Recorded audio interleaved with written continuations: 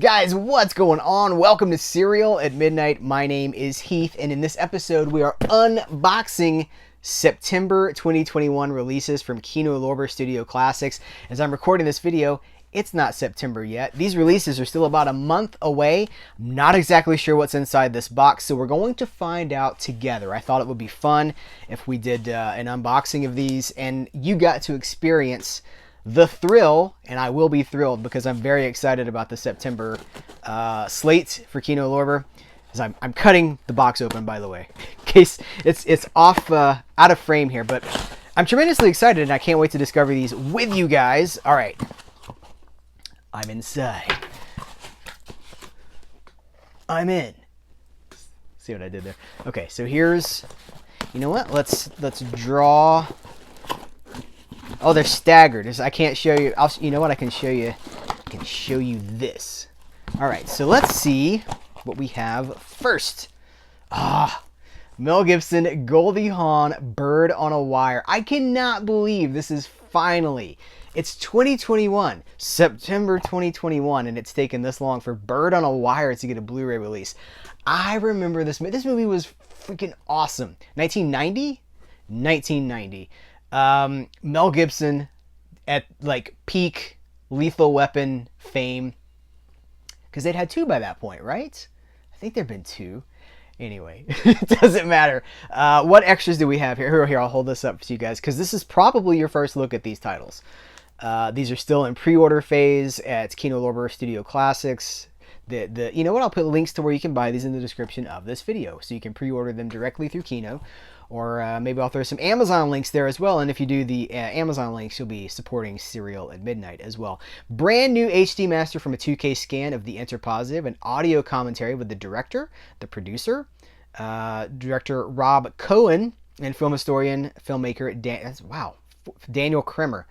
4 people on the commentary. All right, Bird on a Wire. We go deeper. Macho Callahan. You know I'm excited about this one. Because, you know what? Cereal at Midnight is one of the few...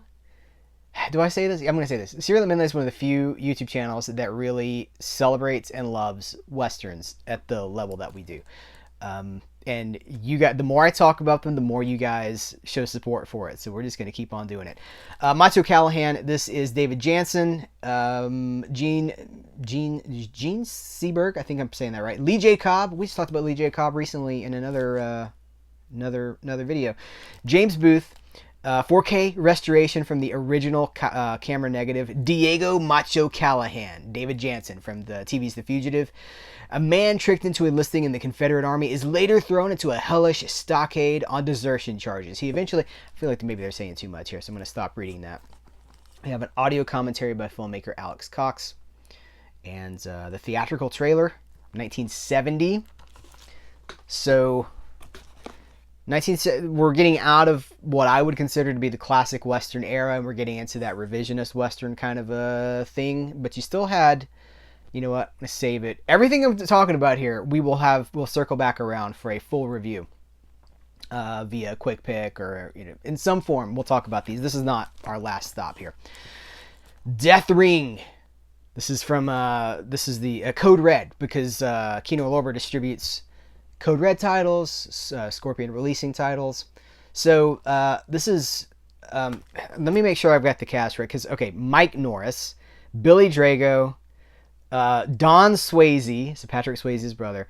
Billy Drago, one of the creepiest bad guys ever. We all know him from The Untouchables, right? The Kevin Costner, Sean Connery, The Untouchables. What are you prepared to do? Thank you. This is a 1992. Okay, I said this has 1996 down here, but it's a 1992 movie, so maybe that's when they recopyrighted it. I don't know. Action movie with no rules, no mercy. You know what? I'm not going to read the back of this. I'm going to hold this up for you guys, and you can read it if you're interested. I'd rather just wait and watch it and talk about it with you. Looking for special features. No special features. The special features is it's new 2K master. Well, it's nice to have these things newly remastered. Sometimes people ask about this. Let me elaborate on this just really quick. Sometimes people ask, well, what does that mean? What is a 4K master, a 4K restoration, a 2K restoration? Generally, when things were first restored for HD in the early days of Blu-ray, 2007, 2008, 2009, it was a lower resolution, high definition scan. You get into your 2K scans, you're really pulling a lot of information out of that film. That's something that they've started to do more recently, the last 5 years probably. You go back and you do a new scan and you're getting so much more information and detail. With a 4K scan, I mean, that's the best, right? You could theoretically put that 4K scan on a 4K Blu-ray. Now, a 4K scan and a 4K disc are not the same thing. If you have a 4K scan, okay, for instance, what was it, Macho Callahan that had the 4K? Yeah, so this is a 4K restoration, but it's on a Blu-ray. It's not on a 4K. So that 4K restoration has been downsized, downsampled to fit onto a Blu-ray. So theoretically, if Kino Lorber ever decided to do a 4K for Macho Callahan, it would be about 4 times the quality of what we have here. But that doesn't mean that that 4K scan is lost on a Blu-ray. It's still going to look really good. Hopefully that makes sense. I try not to get too bogged down in the technical aspects of things, but if I can help, if I can explain it any better, let me know. Arabesque, very excited. I picked this soundtrack up at a record store. My local record store had this huge blowout.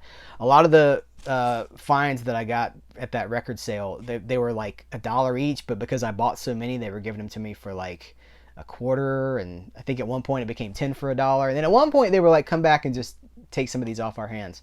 But I picked up the Arabesque soundtrack on vinyl, which it's great. It's great stuff. So Ultra Mod, Ultra Mad, Ultra Mystery.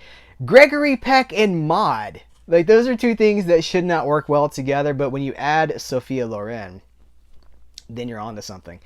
The high-speed, high-class tale of international intrigue starring screen icons Gregory Peck and Sophia Loren, who's just gorgeous. An American hieroglyphics professor is hired by a mysterious Arab oil magnate to decipher a secret message. When the hidden message is revealed, the chase is on as he and the oil magnate's exotic yet unpredictable companion find themselves caught in the middle of an assassination plot. This is an audio commentary by film historians Howard S. Berger, Steve Mitchell, and Nathaniel Thompson. Music by Mancini. Oh, this has a Henry Mancini soundtrack, right? Music by an archival feature with Henry Mancini and nationally syndicated columnist Leonard Feather, the theatrical trailer, theatrical teaser, television trailer, TV spots, and a poster gallery. That's cool, because, I mean, this had iconic artwork. You know what? I'm going to go in here. This has the slipcase. If you guys notice, this is the... did I show you the back of the package? Hold that up for you there. Hold that up for you there. See if we have any sort of alternate artwork inside. Doubtful. We do. I was going to say doubtful, but we do. Shadunk. Very cool. All right, so you know what I'm doing. I'm going to flip this so that... line that up. Flip that so that I now have 2 unique pieces of artwork for this movie. One lives inside the other. Thank you, Kino Lorber. If anyone from the art department sees this video, thank you. That was... I love when you guys do that. It's just an added little touch. When you can and you do, that's great. So thank you. This is a... Okay, so Skullduggery. I've never seen this movie. When Kino Lorber announced it, I was like, wait a minute. Burt Reynolds and Susan Clark, but Burt Reynolds, like the king of cool? Burt Reynolds, like the bandit? Brand new 2K master. See previous conversation. Screen legend Burt Reynolds. And then they name other Kino Lorber Burt Reynolds movies, which Kino Lorber has been great with the Burt Reynolds movies. They say 100 Rifles, Fuzz, White Lightning. I'm going to throw Gator in there as well. Stars in this missing link adventure film, Skullduggery. An expedition into the interior of Papua New Guinea comes across a tribe of ape-like people, the Tropes, who may or may not be ancestors of early man. However, this influence of modern man is said to have... All right, I'm just going to hold it up for you guys. It's a missing link movie with Burt Reynolds. Like, what? What? So I am... oh, man, hold up.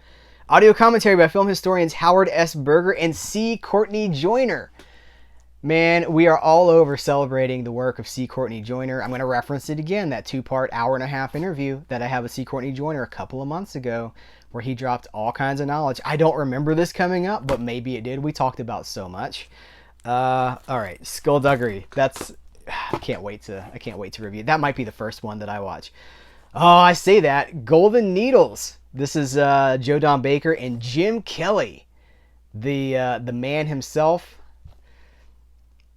All right, brand new 2K master from Robert Klaus, the sensational director of Enter the Dragon, Darker Than Amber, Game of Death, Force 5, Gymkata, and The Amsterdam Kill. Comes the suspense story of a priceless ancient Chinese statue that is pursued halfway across the world. The legend of the golden statue, which contains, in parentheses, 7 youth-restoring acupuncture needles, promises the owner health and incredible vigor, but can also deliver a painful death. Joe Don Baker, Elizabeth Ashley, Ann Southern, Burgess Meredith. Okay, which direction do we go with? Like whack, whack, whack, Penguin Burgess Meredith, or do we go with you're gonna eat lightning and crap thunder, kid? Hey, we still got work to do, Mick. We still got work to do. Lost my place. Ray Chow from Bloodsport, Francis Fong, wow, and martial arts legend Jim Kelly. Black Belt Jones, 3 the Hard Way, are 7 desperate people on one desperate chase to find the golden needles. Legendary composer Lalo Schifrin. So they list Bullet and Dirty Harry. I'm going to throw his TV work out there too and say the theme from Mission Impossible. Also the theme from Mannix. Provides the groovy score. Oh man. I think this is shot to the top of the list. Audio commentary by film historians Howard S. Berger, Chris Poggiali, and newly commissioned art by Vince Evans. Radio spots, image gallery, theatrical trailer. Let me turn that over for you guys so you can see. I'm going in. I'm going to see if we have any sort of alternate art. I know they've paid. This is newly commissioned art. Did everybody get a really good look at this art? This is like poster quality stuff right there. That's pretty great. All right, we have alternate art.